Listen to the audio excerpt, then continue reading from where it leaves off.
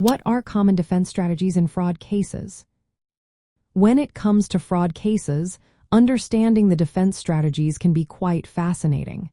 So, what are the common tactics that defendants use to fight back? Let's break it down. One of the most common defenses is the lack of intent. Fraud requires proof that the defendant knowingly engaged in deception. If a defendant can show that their actions were accidental or without criminal intent, it can weaken the prosecution's case significantly. Another strategy revolves around challenging the evidence. The prosecution must prove guilt beyond a reasonable doubt.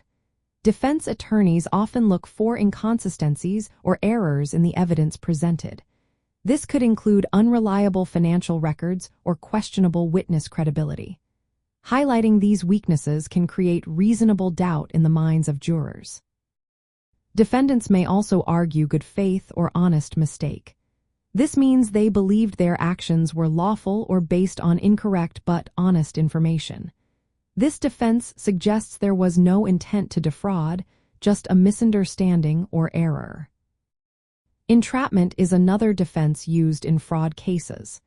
This applies when law enforcement or government agents induce the defendant into committing fraud that they would not have committed otherwise.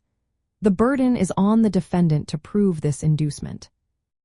Additionally, if evidence was gathered through illegal searches or seizures, it may violate the defendant's constitutional rights.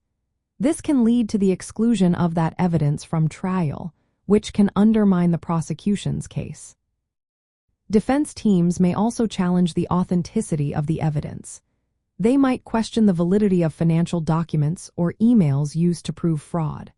Sometimes, they even bring in forensic accountants or experts to analyze data and provide alternative explanations. In some situations, defendants claim they acted under duress or coercion.